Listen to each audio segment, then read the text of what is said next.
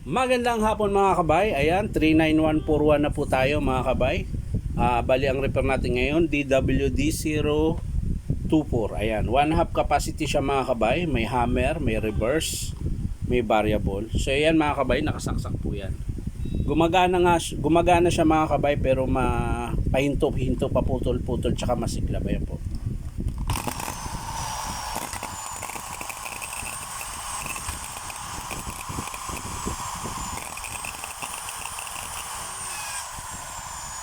So yung mga ganyan mga kabay, kung walang sira yung armature niyan, ang sira niyan yung carbon brush. So titingnan natin mga kabay, tara samahan nyo. So yan na mga kabay, naluwagan ko na po siya. So tatanggalin na po natin.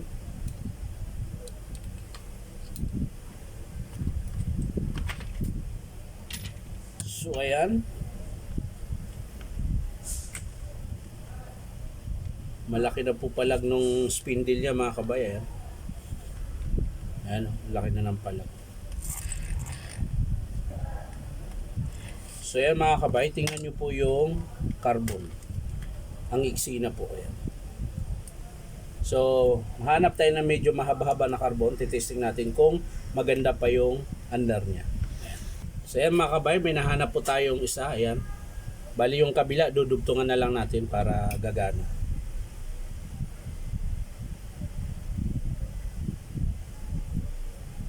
So ayan, sobrang iksi na po yung carbon niya. Ayan. So papalitan natin ngayon mga kabay ng medyo mahaba-haba. Tapos sa kabila, dudugtungan na lang siya. Ayan. Para lang gagana siya mga kabay. Sana hindi mag-stack up yung spring.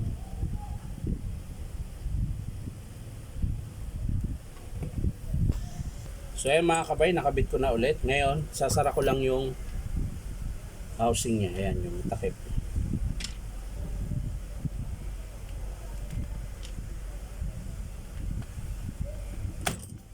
Tapos, i-testing natin ngayon mga kabay.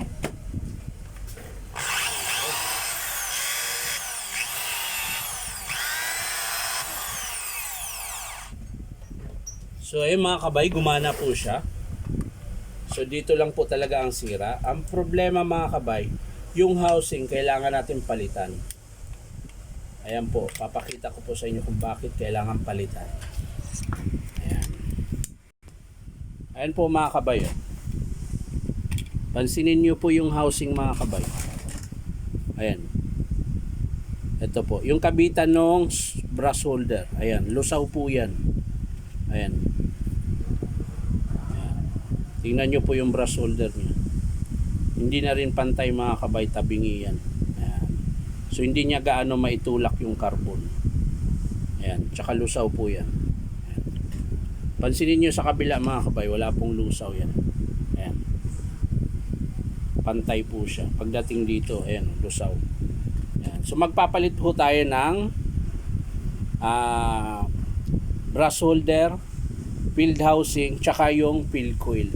Kasi tingnan nyo po mga kabay, yung field coil nya, ayan, nalusaw din po yung varnish nya. Ayan. So may posibilidad na pwedeng magdikit yung wire yung sa loob. Ayan, nalusaw po yan. Ayan. So siguro tuloy-tuloy ito na ginamit, hindi pinahinga. Ayan, kaya nalusaw. So ang papalitan natin mga kabay, field coil, brush holder, tsaka carbon. So yan lang po mga kabay, maraming salamat sa panunood. At syempre, paki-subscribe nyo rin po ang aking YouTube account. Syempre, paki-pindot na rin ang notification bell para ma-update po kayo sa aking mga ina-upload na video. So yan lang po mga kabay, maraming salamat. Bye bye.